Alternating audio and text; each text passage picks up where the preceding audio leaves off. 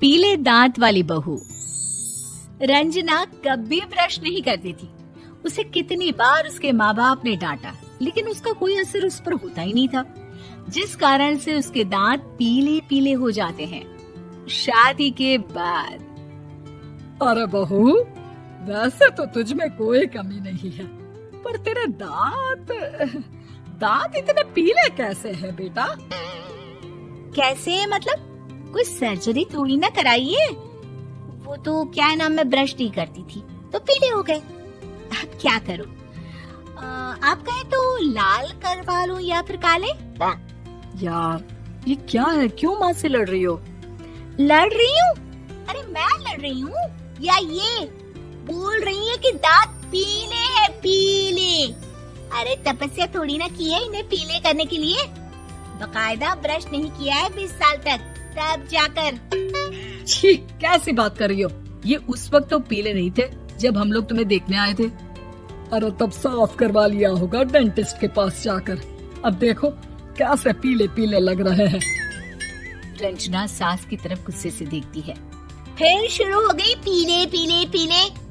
अरे पीले तो तब भी थे जब मेरे हाथ का रसगुल्ला उड़ा उड़ा कर खा रही थी और बोल रही थी, लड़की नहीं गुणों का खजाना दे रहे भाई साहब आप। खैर, अब वो लोग करते भी तो क्या करते, पीले दांत वाली बहू पल्ले पड़ी थी तो झेलना तो था ही। एक दिन कीर्तन में रंजना गाना गा रही थी। अरे कमला बहन, माँ का द्वार है, यहाँ तो सब शुद्ध होकर आते हैं, फिर अपनी बहू को ब्रश भी नहीं करवाती तुम। दूर से पीले पीले दांत भक्ति में बाधा उत्पन्न कर रहे हैं। अरे कोई 2 साल के बच्ची थोड़ी ना लेकर आई हूँ मैं बहू बनाकर। अच्छी खासी लड़की है, अरे कैसे करवाऊं ब्रश? ये तो उसे खुद करना चाहिए ना। अब माँ बाप तो इसके जैसे तैसे निपटा दिए, ये नहीं सोचा कि सास कैसे संभालेगी। सास बहू को लेकर घर आ जाती है, लेकिन सोच लेती है कि अब इसे लेकर कहीं नहीं जाएगी। अगले रोज बहू कहती है, अरे क्या हो गया, मंदिर नहीं जाना क्या? कीर्तन का वक्त हो रहा है। मेरी मधुर वाणी से कान्हा जी जागते हैं और सोते हैं। आप तो जानती है ना उनकी भक्ति में कितना मन लगता है मेरा। वो क्या है ना, तबीयत ठीक नहीं लग रही है मेरी, आराम करूंगी मैं। तबीयत ठीक नहीं लग रही? अभी तो मिथुन के गाने पर नाच रही थी आप, और अब बोल रही है कि तबीयत ठीक नहीं लग रही। अरे भक्ति में मन लगा लो सासू माँ, ऊपर जाना है, क्या मुंह दिखाओगी आप? हाँ? सास को बहू की बात पर गुस्सा आ जाता है। मैं क्या मुंह दिखाऊंगी, इसकी चिंता तो ना कर, समझी? अपने मुंह की चिंता कर, जो ये पीले पीले दांत लेकर हर जगह पहुंच जाती है। पता है लोग कितना मजाक बनाते हैं। ना जी ना, मैं नहीं जाना कहीं तेरे साथ। तो ये बात है, कोई ना, मत जाओ, मैं अपने कमरे में ही बैठकर भक्ति कर लूंगी। ऊपर वाला दांत थोड़ी ना देखता है, मन देखता है, भावना देखता है। और अरे बस बस, तू सब कुछ दिखा, बस ये सफेद चमकदार दांत ना दिखाना किसी को, है? जा यहाँ से। बहू को सास की बात का कोई फर्क नहीं पड़ता, वो तो जैसी थी वैसी ही रह जाती है। सुबह नहाकर किचन में खाना बनाना, फिर खाना खाना, कीर्तन भजन करना और सो जाना। एक दिन, माँ जी मैं सहेली के घर जा रही हूँ, शाम को लेट आऊंगी।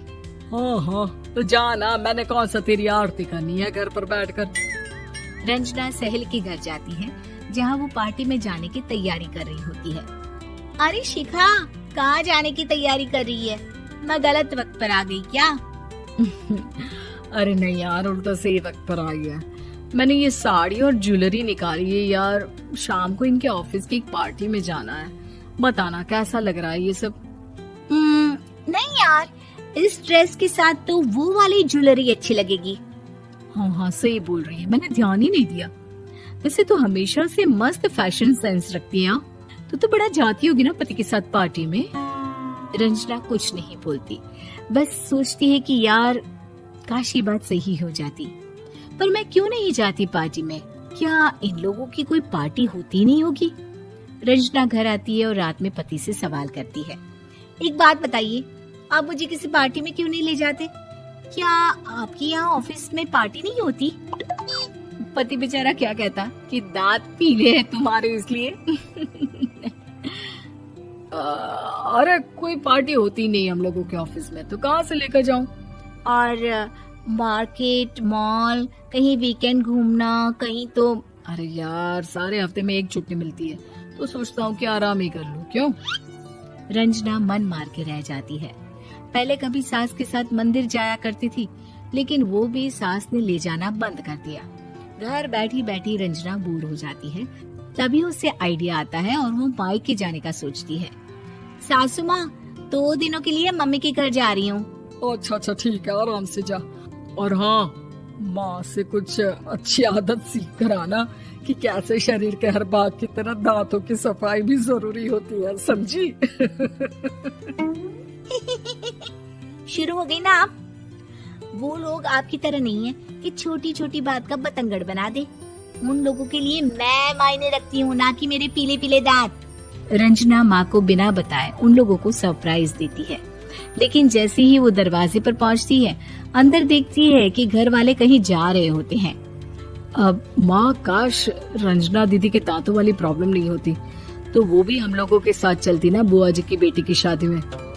हाँ बेटा, लेकिन अब उसे कौन समझाए कि उसको उसके पीले दांत नहीं दिखते, लेकिन उसके आसपास के लोगों को कितना एम्बैरेसिंग फील कराते हैं। मुझे तो कितनी बार उसके स्कूल की टीचर ने शिकायत की कि उसके साथ कोई लड़की बैठना भी नहीं चाहती, और ना ही कॉलेज में कोई उससे बात करना चाहता था। लेकिन पता नहीं क्यों उसे ये बात समझ में ही नहीं आती। कोई कमी नहीं है उस लड़की में, बस यही कि दांत पीले हैं। वो तो भला हो जीजा जी और उनकी माँ का, जो दीदी को जैसी है वैसे ही रखा हुआ है। रंजना को अपने घर वालों की बात सुनकर बहुत दुख होता है। वो सोचती है कि वो क्या करे, लेकिन फिर वो सीधा डेंटिस्ट के पास जाती है, अपने दांत चमकाती है और कसम खाती है कि वो रोज ब्रश करेगी। अरे क्या हो गया? तुम तो 2 दिनों के लिए गई थी ना, पर कोई ना, अच्छा है, चलो आ गई तो। रंजना सास के सामने आकर खड़ी हो जाती है और पूरी स्माइल करती है, उसके चमकदार दांतों को दिखाती हुई। चले मंदिर। माँ, मुझे माफ कर दीजिए, मैंने आप लोगों को बहुत एम्बैरेसिंग फील करवाया। मैं आज से रोज ब्रश करूंगी।